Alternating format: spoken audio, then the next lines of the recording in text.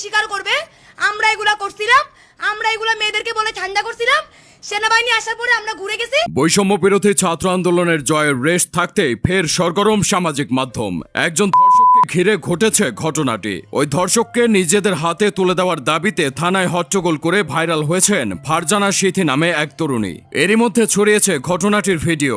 সেখানে দেখা যাচ্ছে এক সেনা কর্মকর্তার সঙ্গে যাচ্ছে তাই ব্যবহার করছিলেন ফারজানা সিথি। রীতিমতো উগ্র মূর্তি ধারণ করে ওই সেনা কর্মকর্তার সঙ্গে কথা বলছিলেন। ধর্ষককে তুলে দিতে বলছিলেন তাদের হাতে, কিন্তু সেনা কর্মকর্তারা জানায় এটি কোনোভাবেই সম্ভব নয়। অভিযুক্তের বিরুদ্ধে আইনানুগ ব্যবস্থা নেওয়া হবে। এতেই রীতিমতো ক্ষেপে যান ফারজানা সিথি। সেনা কর্মকর্তাকে যা তা ভাষায় আক্রমণ করতে থাকেন। বিপরীতে ওই সেনা কর্মকর্তা অপরিসীম ধৈর্যের পরিচয় দিয়ে সিথিকে বোঝানোর চেষ্টা করছিলেন। বিষয়টি ভালোভাবে নেননি কেউ। ফারজানা সিথিকে করেছিলেন রীতিমতো তুলোধনা। সেই সঙ্গে ফারজানা সিথির বেশ কিছু ছবি ও ভিডিও প্রকাশ পেয়েছে সোশ্যাল মিডিয়ায়। এসব ছবি ও ভিডিওতে স্বল্প পোশাকে দেখা গেছে তাকে। এতে নেটাগরিকরা যেন তরুণীকে আক্রমণ করার যথেষ্ট উপাদান পেয়ে গেছেন। তার ছবি ভিডিও দেখে বানানো হচ্ছে মেম। পাশাপাশি তাকে পথভ্রষ্ট নারী হিসেবে আখ্যা দিয়েছেন কেউ কেউ। ওই জায়গা থেকে প্রশ্ন জাগছে, কে এই সিথি? ফারজানা সিথি ছিলেন কোটা সংস্কার আন্দোলনের একজন সক্রিয় সৈনিক। রাজপথে সম্মুখ সারিতে থেকে আন্দোলন করেছেন। সে সময়ও ভাইরাল হয়েছিলেন নিজের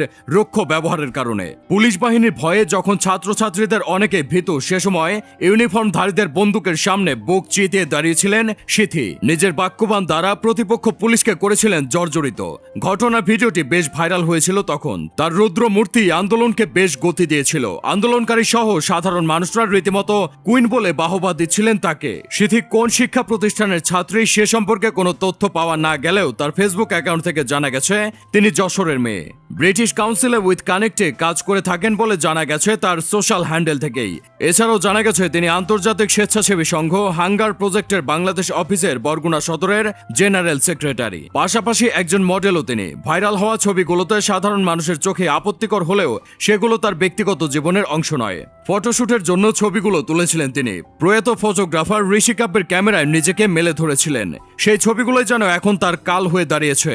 ছবিগুলো দেখে সিথির পোশাক পরিচ্ছদ, লাইফস্টাইল নিয়ে বিরূপ মন্তব্য করেছেন নেট মাধ্যমের লোকজনরা। পাশাপাশি তার আচরণের বিপরীতে সেনা কর্মকর্তার ধৈর্যশীলতা মুগ্ধ করেছেন মানুষজনকে। অন্যদিকে সিথির উগ্রতা দেখে অনেকে সমবেদনা জানিয়েছেন তার ভবিষ্যৎ স্বামীর জন্য। কারো মতে সিথি যার স্ত্রী হবেন তার লাইফের রীতিমতো 12টা বাজিয়ে দেবেন। এদিকে নিজের কীর্তিকলাপের জন্য ক্ষমা চেয়েছেন সিথি। ফেসবুকে দিয়েছেন একটি ভিডিও বার্তা। সেখানে ক্ষমা প্রার্থনার পাশাপাশি জানিয়েছেন সেনা কর্মকর্তার সঙ্গে দেখা হলেই ক্ষমা চেয়ে নেবেন। প্রয়োজনে তার বাসায় গিয়েও ক্ষমা ভিক্ষা চাইবেন। এ সময় নিজের পোশাক পরিচ্ছদ ও লাইফস্টাইল নিয়েও কথা বলেছেন কোচ আন্দোলনের এই সাহসী তরুণী। শোনা যায় একবার তার পোশাক পরিচ্ছদ দেখে কুপ্রস্তাব দিয়েছিলেন ছাত্রলীগের এক কর্মী। উত্তরের সাহসী সিথি পিটিয়েছিলেন ছাত্রলীগের ওই সদস্যকে। তার কথায়, সবাইকে বলছি আমার গতকালের ব্যবহার নিয়ে খুবই দুঃখিত। এই রকম ব্যবহার আমার কোনোভাবেই করা উচিত হয়নি।